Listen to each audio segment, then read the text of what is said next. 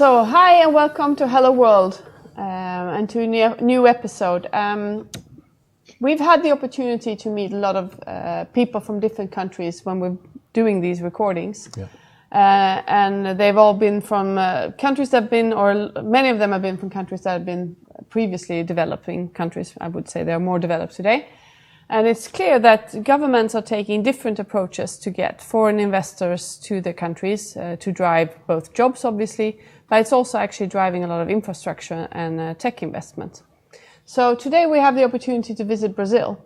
And with me in the couch I have Fredrik, who is a colleague of mine. And Fredrik, you had the opportunity to work for Sony Ericsson in Brazil a couple of years ago. Indeed, yes. And you had sort of a hands-on experience of this. Could you tell us a bit about that? Well, the reason why I came there was actually a combination of that Brazil have very high import tax and especially luxury items like mobile phones in my case, because it was on Ericsson, and the thing that they call incentive law that we will talk a bit more about later. So Sony Ericsson was developing software in Brazil, and I had the pleasure to live there and be the manager for the team there for 2 years. That's why I ended up there. Okay. Yeah. So actually, it's also there where I met Marcelo. He was in the team we were working with, and he's a computer science with more than 20 years experience. And now he's the head of innovation and business manager for Agribusiness and Utilities in Venturus. Welcome, Marcelo. Thank you, Kim. Thank you, Fredrik, for the invitation. I'm very honored to talk here with you today. Nice to see you too. Yeah. Well, Venturus is the institute that you work. You're an executive manager there. And you are working mostly with solutions for the telecom industry, at least when I was there. And it's quite interesting because it's an institute that was founded by Ericsson for a long time ago, and Sony and Ericsson used it together. So can you give us a bit of the background regarding the incentive law and how the regulations in Brazil actually was the ground for why you started Venturus? Well, it has been a long history that Venturus has with Swedish companies. So Venturus was founded by Ericsson in 1995, and for 10 years we have just worked for Ericsson and Sony Ericsson. So I can say that the institute has a lot of influence of the Swedish culture until today. And we were more focused on engineering, on results, and very worried with people. That it's very good opposite with the other cultures like American culture that you work more than 12 hours per day for the companies or this kind of thing. So of course we had to change. The economic conditions were challenged during the last years, but I can say that incentive law was the reason of our foundation, and it's still very important for us. We still have 8% of our budget still come from this law with our customers. Yep. And of course, this incentive law, I think it's one of the main incentives that we have in Brazil. We have others also, but it's really still very important. I have some numbers that until today we have then around more than 7,000 people working due incentive law, mostly developers and technical stuff. Can you give a quick summary of what the incentive law is? I think you and I know it, but not everyone. Yes, that's good. So incentive law predicts that if you have a electronic company that produce devices like smartphones, like notebooks, okay, and if you have a local factory in Brazil, no matter if it's your own factory or by a contract manufacturer like Compal, Foxconn, these big ones. So if you invest part of your sales in R&D, then you have a huge reduction in taxes. So why this is so important, this exchange R&D in taxes? Because Brazil is based on taxes. So we were founded by Portugal, and we have 500 years of history, and we were very focused in Brazil since the beginning in bureaucracy, in taxes, big state. The state has to do everything for the population. So I have one economist friend that says that Brazil it's very Keynesian. I don't know who Keynesian is, but I believe in him. So he studies economics. So Brazil. So basically, our history until the last presidents, not this one, they believed that the state is the main reason for the economic. So we have a big state, everything was from the state, and then we have to keep this big structure, so with a lot of taxes and a lot of bureaucracy. So they had to create incentive law in order to be possible to have products with some reasonable value in order to sell. So also it was a very good exchange, because then it was possible to create R&D infrastructure in Brazil. Oh. I would say that both for hardware and software, but the software increased much more than the hardware. Okay. Yep. So Fredrik, you worked in Brazil during this time, and you worked together with Venturus. What would you say were sort of the main benefits from your perspective, and maybe what were the biggest challenges? Well, it's a good thing. I mean, the incentive law gives a lot of possibilities, because it gives you a sum of money to work with. But of course, it's also a limitation.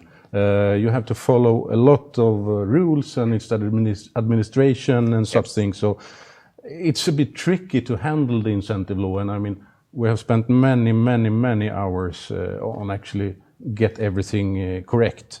If you look on working there, I think distance, independent on where it is, to work together at the distance, that's a challenge. Yeah. And here we also have different time zones. It's not too bad to Brazil compared to US, so I think Brazil is much better in that term, but it's always a challenge. If we should see on the reason why we succeeded in most of our project, I think it's the people, because as you mentioned, I mean, I think Brazilian people are good people at the start, and it's very nice to be there. But the team you have managed to assemble was always very engaged, and the education system is really good. So they are skilled in everything from UX to development and test. So I think the people is the thing that I remember as the most positive thing, I must say. But I can imagine that would be good as well, that you actually instead of outsourcing, you actually go there and you build your factory and you bring on the people, because that's when you get the positive parts of it. So of course, you somewhat are forced to work more closely than you would otherwise. Yeah, I was there as a bridge, you could say. Then we had product owners, etc. We had in Sweden and Japan, actually. Yep. So Marcelo, what would you say, in your opinion, the incentive law, how has that sort of influenced the digitalization of Brazil? What do you think? How far have you come, and what has sort of the incentive law how has it affected it? I think it played a very key role in Brazil. So I started to work beginning of 2000, and on that time we were living what we said it was a telecommunications boom in Brazil, because on that time, all the telecom operators were privatized, so we received a huge amount of money. So we were still in the analogic age, and then we increased it to 2G, 3G, nowadays 4G. And a lot of companies from infrastructure like Ericsson, like Cisco, and also a lot of manufacturers like Motorola, Sony Ericsson, they made a lot of money in Brazil. So it was very important. Brazil has a huge number of population, 200 million, so, and a big land in order to increase all this infrastructure. So with this incentive law, we could make a lot of R&D groups, a lot of engineering groups. So I think on that time, Fredrik was also working for Ericsson. I had an opportunity for work in Venturus for Ericsson also. So I had a very important project. We were the first group in Brazil to bring CDMA. On that time, CDMA was very popular, very new. And we brought all this technology from San Diego, from Qualcomm, to Brazil. So we had a lot of opportunities. A lot of companies could launch new technologies, and these groups from the institutes and from the companies, they could also teach and spread this knowledge for other engineering groups like support, maintenance, service. So it was very the incentive law had a very important role in order to spread this knowledge. Later on, another boom that we had was with the mobility.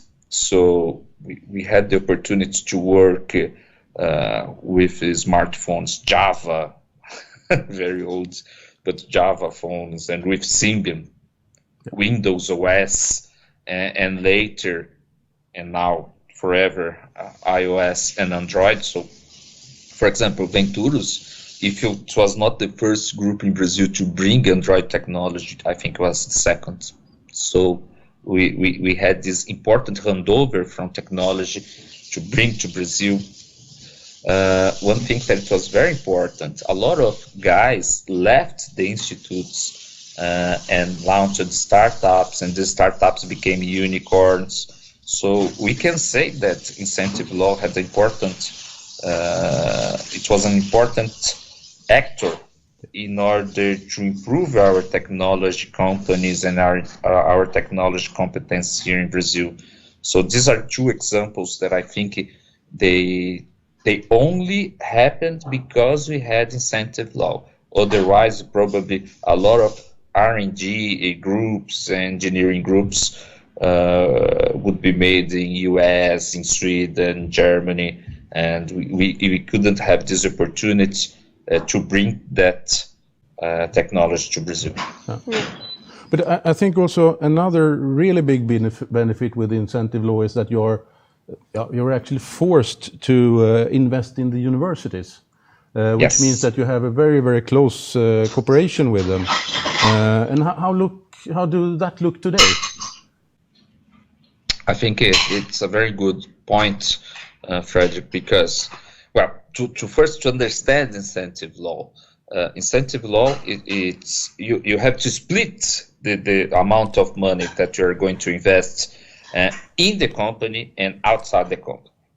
Outside the company, also you have rules to obey. So you have to invest in different regions in Brazil, not only in the rich part where we have better education, better companies like Venturus that stays in Southeast. So then we have better conditions, but also you have to invest in Northeast of Brazil that it's very poor, not the same conditions. So they made a law in order to be possible to split this money in a better way, and also to have better conditions to other regions. Yeah. So, and also not only for the regions, but also in universities. Yeah. So the universities had to receive some part of the incentive law, and the companies, the big companies, had a very big problem. and I think Cole and you, Fredrik, you lived that.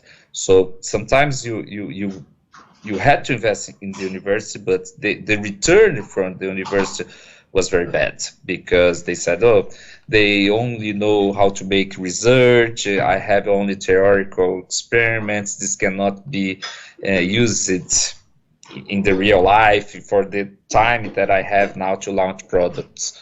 And this interface that big companies that had to invest in scientific law, institutes and universities, because it was very important, because the institutes, most of people also were from the big companies. So when Venturus was founded, a lot of people from Ericsson joined the institutes. Yep. So they had this experience. They know how the companies want to receive the results, what's expected in timing, in results. So they could also bring the university with the speed and results that was expected for the industry. So something that we did together with Fredrik, we could split big projects in sub-projects and also send to universities part of the project, send to the institutes. And with this integration, and we were trying to do the project management at all, we could split big projects in sub-projects and also get the better benefits. So this part of the project is more theoretical, so we can make in a university, and then we can receive these results in order to construct some app or something more result-oriented. And then with this merge, we could deliver more results to the company. So it was a very good experience, and something that a side effect of that is that the institute started to have more cooperation programs with the university. So it's very important. It's good for both. The university now has a channel where the students can get a job leaving the university, and also they can receive money in order to increase the labs, and so for the institute was very important. We have we know which universities we can have the better students to become our employees, and also have some cooperation programs. Like for Venturus today, we have almost 5 programs in cooperation with universities. So it has been a very good experience to cooperation and to increase also our competence. Yeah. I really liked the youngster you brought in, because I mean, they were both, as I mentioned before, both engaged and very skilled as well. So yes. I think it's a successful way of working, definitely. Yes. It's always great when you can get practical practice, I was always saying, but real practice and not just theories. Yeah. So I can imagine that's good as well. So in your opinion then, what do you think is going to happen now? Which part of the industry is going to be is next up for the digital transformation? And how do you view, I'm thinking COVID-19 will probably, I would assume, speed up certain development in those areas as well. What do you think about there? And as well, what do you think data, how is that going to affect? Because we're seeing most of the digital transformation is happening now is very much more data driven. So what's your view on how that's going to affect Brazil? Well, just for you to understand, data science is considered our key objective for the next coming years. So Venturus is very good in mobile development and cloud development, but we believe that this was very important for now. So, but for the future, in order to continue our life in R&D development, data science is key. Yeah. So, just for you to know, we are launching a data lab with a hospital here in Campinas. So we believe that data science is so key that we are creating a new business area for that.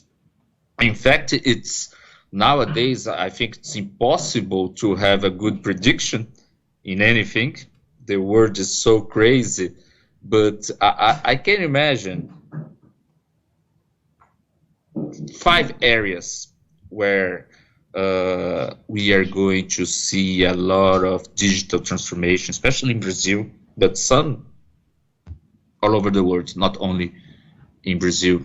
I think the first sector that I would mention, and after I left the key account management of Sony and then got other companies here in Venturus, was agribusiness.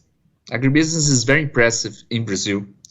For the last years, they were investing a lot of development in operational efficiency. So basically what we had with projects like mobile projects, apps, tools. But now I can see not only this, but a lot of artificial intelligence and data-driven projects. So in the last few months, we are receiving much more requests for projects with voice assistants and message bots, not only for the employees, but also for the customers. So agribusiness, it's really investing a lot. We say in Brazil, due to the climatic conditions and relief, we say that Brazil is the world barn. I don't know if you had listened that before, but we can say that Brazil is very important to deliver food to the world. Yeah. But without digital transformation, that would be impossible, I would say. So technologies for the agribusiness now in Brazil, like IoT, mobile, data science, PWA also, Progressive Web App, it's very, very strong. Mm-hmm. One sector that also it's very strong in Brazil is e-commerce. And now with COVID, I don't think only for the big companies are doing great for the e-commerce. They are really doing well. But the small business, they realize that they have to go for the e-commerce, better payment solutions, logistics, the audience even more growing. So digital security, cryptocurrencies, mobile, IoT, data science, it's very important for this sector. And now other sectors that not only in Brazil, but I believe that Brazil and the world are going to be very important, and we can see a lot of companies looking for research and development are in the sectors of healthcare. Yeah, of course. Healthcare, because everything now must be done. I believe that we have a lot of opportunities with apps, with behaviors of the pandemics. How can I can analyze the virus displacement spread? So it's so important to use technology, to use data science, machine learning, to understand how a pandemic works. What's the velocity? What's the speed for that? So we have to research much more on that. And something that I believe that it's not going to be science fiction. It's that we need to look for new materials, new technologies. So tennis shoes with an infrared light in order to kill virus, maybe it's something that we are going to see more in the coming years. More technology, more wearable technology in order to kill virus. That can be something not so crazy right now. And another sector that it's going to be really very, very, it's crazy right now is tourism and travel. Because people realize it, that I don't have to get an airplane, travel 5, 6 hours, 12 hours sometimes, and have a meeting of 1 hour, then return. That's crazy. We can talk right now. Yeah. Like we are. Yes, we do now. Yeah, exactly. The world is smaller. Yeah.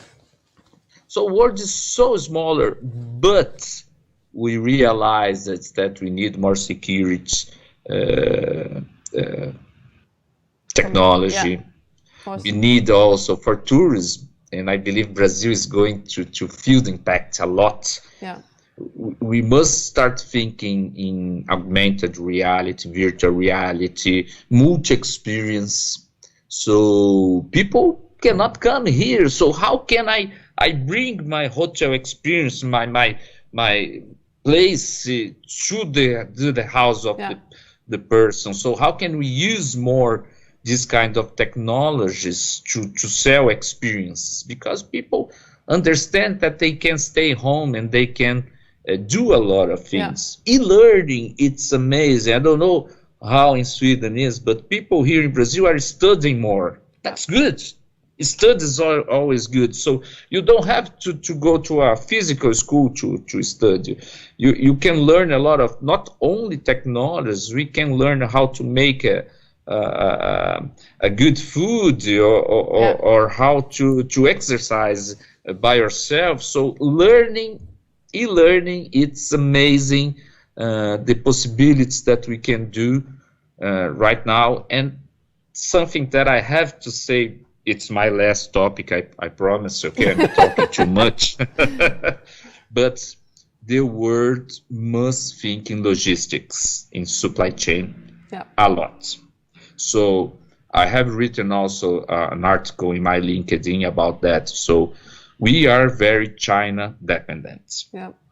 And China was very competent to construct that. So everything is dependent from China to be produced in the world. Yep. So now we need to rethink, because the impacts that we have with this pandemic, microelectronics, medical equipment. So Brazil is importing a lot of medical equipment for the sick guys. Yeah. We should be doing that in Brazil. Yeah. We cannot I think depend. that's definitely something that most countries have experienced now. Indeed. So it's a challenge.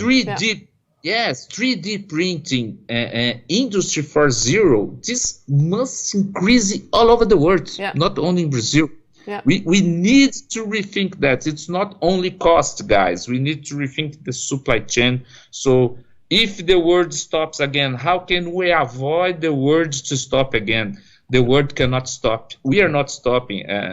We see that after a crisis, we always saw that after the world wars, and so the economic survived. We had a lot of innovations. Yeah. So it's amazing the possibilities that creativity of the human being can do, and the opportunities that we can see with the crisis. But we need to rethink a lot of things in the world, and I believe that digital transformation will be the key rule in order to promote this change. That would be perfect final words.